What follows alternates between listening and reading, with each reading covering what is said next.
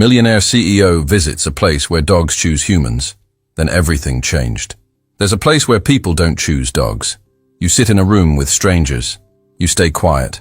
The dogs are released one by one, and the dogs decide who they want. Richard Walker walked in thinking he was ready for that. He wasn't. Richard Walker had spent most of his adult life learning how to stay composed. As a CEO, people trusted him to stay calm when things went wrong and decisive when things mattered. His days were filled with meetings, reports, and phone calls that never really stopped. On paper, everything in his life looked successful and perfectly controlled. What no one saw was how quiet his evenings had become. If you believe in compassion and the quiet strength of ordinary people, take a moment to like and subscribe. Stories like this remind us how one small act can change everything. After work, Richard went home to a large house that felt emptier than it ever had before. He ate dinner alone at the kitchen counter instead of the dining table. The television stayed on, not because he was watching, but because silence felt heavier without it. Every room reminded him of something that was no longer there, especially the hallway near the door. 6 months earlier, his dog had disappeared during what should have been a simple afternoon walk. Richard had replayed that day in his head more times than he could count. The loose leash, the moment of distraction, the panic that followed when he realized Scout was gone. At first, he was certain the dog would come back on his own. Richard did everything people told him to do when a dog goes missing. He printed flyers and offered a reward in cash. He paid for online ads and called shelters every morning. He drove through neighborhoods he had never visited before, calling Scout's name out the window. Each day without answers made the hope feel thinner. Over time, people around him stopped asking questions. They assumed he had moved on. Richard never corrected them. He stopped bringing it up because saying it out loud made the loss feel fresh all over again. At home, Scout's empty food bowl stayed under the counter. The leash still hung by the door. He told himself it was easier not to touch those things. Laura Bennett was one of the few people who noticed the change in him. She had known Richard long before the company grew, and the responsibilities piled up. She noticed how he avoided social plans and how quickly he found excuses to stay home. One afternoon, she asked him directly if he was doing okay. Richard smiled and said he was fine. Laura didn't believe him. She suggested something small, something simple, something that didn't require commitment. She told him about a shelter outside the city that did things differently. Richard listened without reacting, assuming he would say no. But when Laura mentioned that sometimes dogs choose people instead of the other way around, something in him paused. Richard told himself he wasn't going there to replace Scout. He wasn't even sure why he agreed to go at all. Maybe he just wanted proof that he could walk into a place full of dogs and walk out unchanged. Maybe he wanted to show Laura that he was trying. What he didn't realize yet was that simply stepping into that shelter was already changing more than he expected. The shelter didn't look like Richard expected when he arrived that afternoon. There were no barking sounds echoing through the halls, and no rows of cages filled with anxious animals. Instead, the space felt calm, almost intentional, with soft light coming through large windows and chairs arranged in a wide circle. It felt more like a waiting room than a shelter. That alone made him uneasy, in a way he couldn't explain. Susan Miller greeted the group with a quiet confidence that immediately set the tone. She didn't rush her words or raise her voice to command attention. Instead, she waited until everyone was seated and fully present before she spoke. Richard noticed how people instinctively listened to her, even though she wasn't trying to impress anyone. There was something grounded about her that made the room settle. Susan explained that this shelter believed animals had instincts humans often ignored. She said the dogs here weren't pressured, trained, or guided toward anyone. They were rescued, cared for, and then allowed to decide for themselves when they were ready. Richard found himself leaning forward slightly, even though he hadn't planned to engage. The concept challenged something deep in him without asking permission. She made the rules clear in a calm but firm voice. No one was allowed to call the dogs. No one could reach out or move toward them. Phones stayed off, and hands stayed still. The dogs would be released one at a time, and they would walk freely through the room. Whoever they stopped for would be their choice, but only if the feeling was mutual. Richard felt a tightness in his chest he hadn't expected. This wasn't like browsing photos online or walking past kennels. This required presence and patience, two things he was good at professionally, but avoided emotionally. He suddenly became aware of how exposed he felt, sitting there with nothing to do but wait. The silence felt heavier now that he understood what was about to happen. Around him, other people shifted in their seats, each reacting in their own way. Some smiled nervously, others looked down at their hands. A few glanced toward the door, as if reconsidering their decision to stay. Richard told himself he could leave at any moment if it felt like too much. Yet he didn't move, even as his heartbeat became harder to ignore. Susan stepped back toward a door at the side of the room and rested her hand on the handle. She took a breath, as if marking a transition no one could reverse. She looked around the circle once more and asked if everyone was ready. Richard didn't answer, but something inside him already knew this moment mattered more than he had planned. As the door began to open, Richard felt a familiar instinct rise in him, the urge to control the outcome or prepare for disappointment.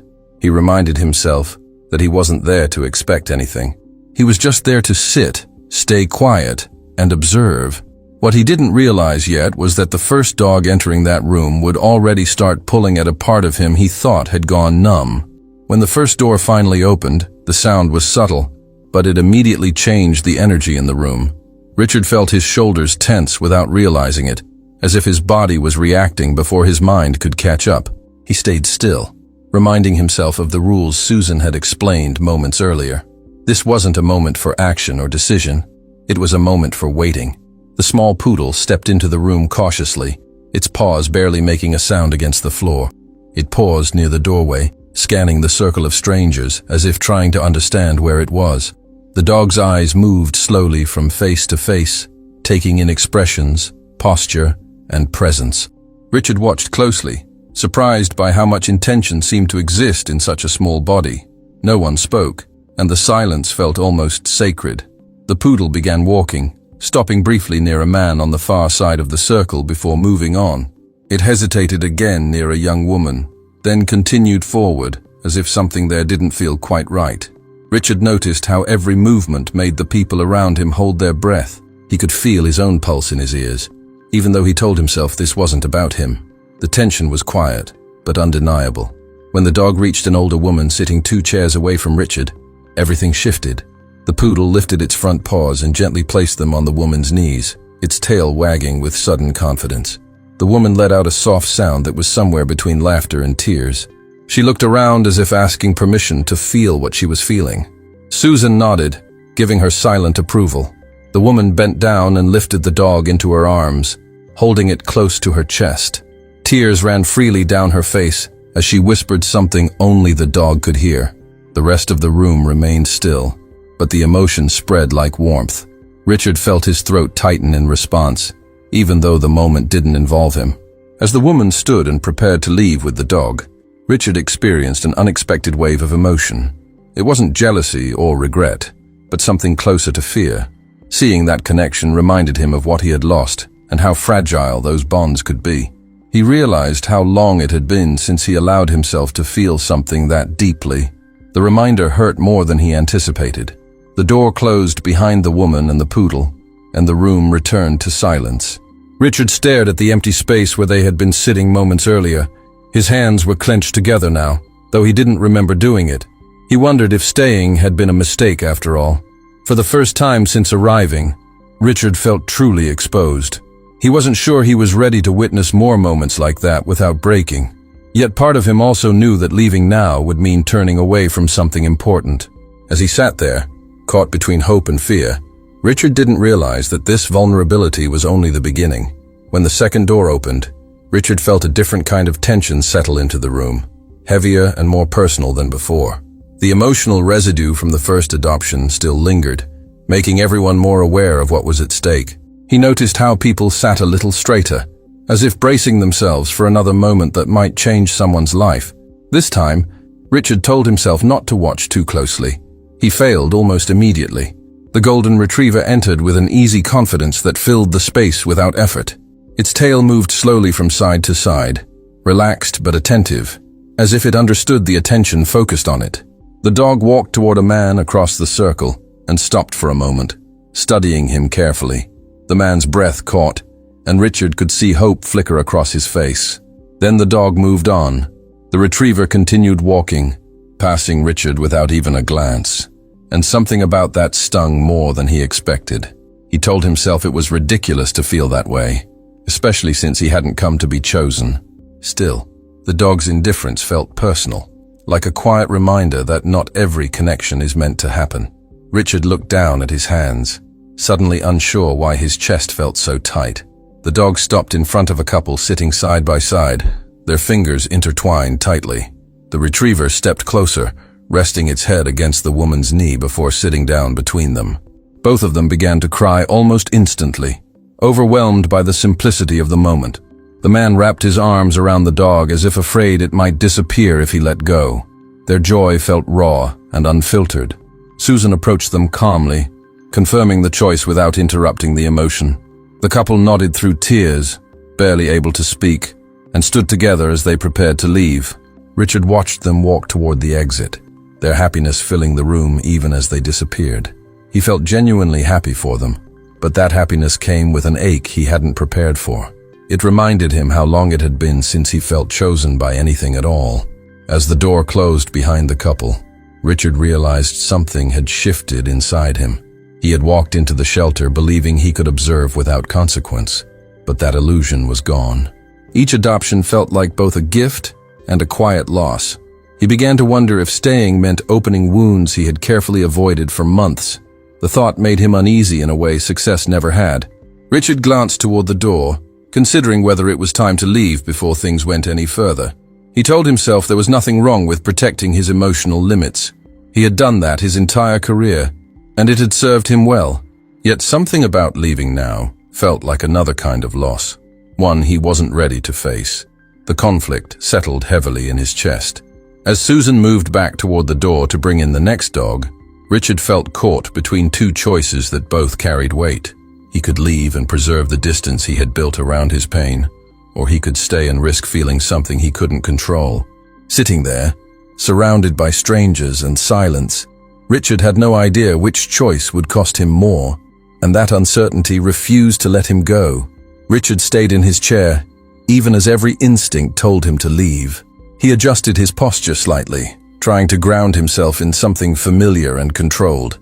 This wasn't a boardroom or a negotiation, and there was no clear outcome to prepare for. What unsettled him most was realizing that he couldn't calculate what came next. For the first time in a long while, logic offered no comfort. He reminded himself that he hadn't come there to take anything away from anyone else. He wasn't competing for a dog, and he wasn't trying to prove anything to himself or to Laura. What he wanted, if he was honest, was simply to feel present again. He wanted to know that the numbness he'd been carrying wasn't permanent. Sitting there, he decided that staying was an act of courage, not weakness. Staying seated became a deliberate choice rather than hesitation. Richard realized how often he had escaped moments that demanded emotional presence, filling his days with work to avoid silence. Sitting there, without distraction or control, felt uncomfortable in a way he hadn't felt in years. That discomfort told him something important was still alive inside him. He wasn't as numb as he believed. He thought about how easily he made decisions at work compared to how difficult personal choices had become. Business problems had structure and outcomes, while emotional ones required patience and uncertainty. Richard noticed that what scared him most wasn't rejection, but caring again after loss. Protecting himself had also kept him isolated. Staying meant choosing openness over safety. He understood that this was his real counterattack. Not against pain, but against withdrawal. Not against disappointment, but against the habit of shutting down. By remaining present in that chair, Richard was quietly reclaiming a part of himself he thought was gone. As he waited, Richard's mind drifted back to the early days after Scout had gone missing. He remembered waking up every morning expecting to hear paws on the floor or feel a familiar weight at the foot of the bed. Those first weeks had been filled with frantic hope and constant movement. When that hope slowly faded, it left behind a silence he didn't know how to fill. Staying in the shelter felt like stepping back into that unresolved space. Richard realized that this wasn't about adopting a dog anymore. It was about allowing himself to care again, even if that care ended in disappointment. He had spent months protecting himself from loss by avoiding connection altogether. Sitting in that room, surrounded by strangers who were willing to risk emotional pain for love, made him question that choice. He wondered if isolation had been easier, but not healthier. Susan's calm presence continued to anchor the room as she prepared for the next dog. Richard noticed how she moved with intention, never rushing, never forcing a moment to happen. There was a quiet strength in the way she respected both the animals and the people waiting. Watching her reminded Richard that care didn't have to be dramatic or loud to be meaningful. Sometimes, it was simply about showing up consistently. Richard took a slow breath and made a decision that felt small but significant. He would stay fully present, no matter what happened next. He wouldn't leave early, and he wouldn't emotionally shut down if the next dog passed him by. This wasn't about winning or losing. It was about allowing the moment to unfold without interference. Around him, the other people in the room seemed to sense the shift as well. The earlier nervous energy had softened into something more grounded and reflective. Everyone understood that the process was unpredictable and deeply personal, that shared understanding created a quiet bond among strangers who had nothing else in common. As Susan reached for the door once more, Richard felt a strange calm settle over him. Whatever happened next would matter, whether he wanted it to or not. He had stopped trying to protect himself from that truth, and in that acceptance, something inside him began to open, even before the next dog stepped into the room. When the third door opened, the shift in the room was immediate, even before anyone fully registered what kind of dog was stepping inside. The border collie moved differently from the others, slower at first, cautious, as if the space itself demanded respect. Its eyes scanned the room with focus and curiosity, taking in details the people around it could not see. Richard felt his chest tighten for reasons he could not yet explain. Something about this moment felt heavier than the ones before it. The dog walked a few steps forward, then stopped, turning in a small circle as if confused. It sniffed the floor, lifted its head, and took a few more hesitant steps, pausing again near the center of the room. The silence grew thicker as everyone watched, unsure of where this dog might land. Richard tried to steady his breathing, reminding himself not to project meaning onto every movement. Still, his body reacted faster than his thoughts. The border collie began moving again, this time with more purpose, though not in a straight line. It passed one person, then another, briefly glancing up at faces before moving on. Richard noticed that the dog's pace changed as it got closer to his side of the circle. His heart began to race, and he immediately told himself not to read into it. He had already learned how painful expectation could be. Then the dog stopped directly in front of Richard. For a second, nothing happened, and that second felt longer than it should have. The dog tilted its head slightly, ears lifting as if something familiar had finally come into focus. Richard froze, unsure of what he was allowed to feel or do. The rules echoed faintly in his mind, but his body was no longer listening. Without warning, the dog stepped forward and pressed its body against Richard's legs. Its tail wagged faster, and it let out a sound that wasn't quite a bark, but not a whine either. The dog lifted its head, looking directly into Richard's face with unmistakable recognition. In that instant, every barrier Richard had built over the past 6 months collapsed. He didn't need confirmation or explanation to know the truth. Richard's breath caught as the dog jumped up, placing its front paws on his chest, licking his face with urgency and joy. He felt tears rush to his eyes before he could stop them, and he made no effort to hide them. His hands shook as he held the dog close, whispering its name without realizing he was doing it. Around him, the room remained silent, but the air was charged with emotion. Susan approached slowly, her expression shifting from professional calm to quiet understanding. She watched the interaction closely, recognizing the bond unfolding in front of her. There was no doubt in her mind that this was more than coincidence or instinct. She placed a gentle hand on Richard's shoulder, grounding him as he struggled to catch his breath.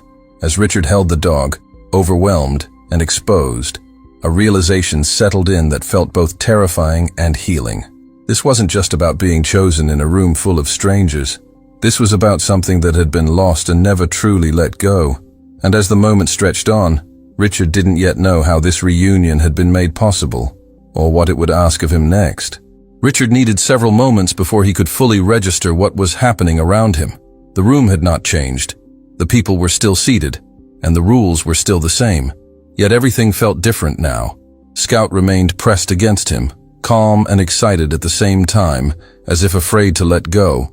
Richard held the dog close, overwhelmed by the physical reality of something he had believed was gone forever. His mind struggled to catch up with his heart. Richard stayed seated longer than he expected, even after the initial wave of emotion began to settle. Scout remained close, leaning his weight against Richard's leg in a way that felt intentional and familiar. It was the same quiet pressure Scout used to give him during long evenings at home, when words were unnecessary. That physical presence grounded Richard, pulling him out of the shock and back into his body.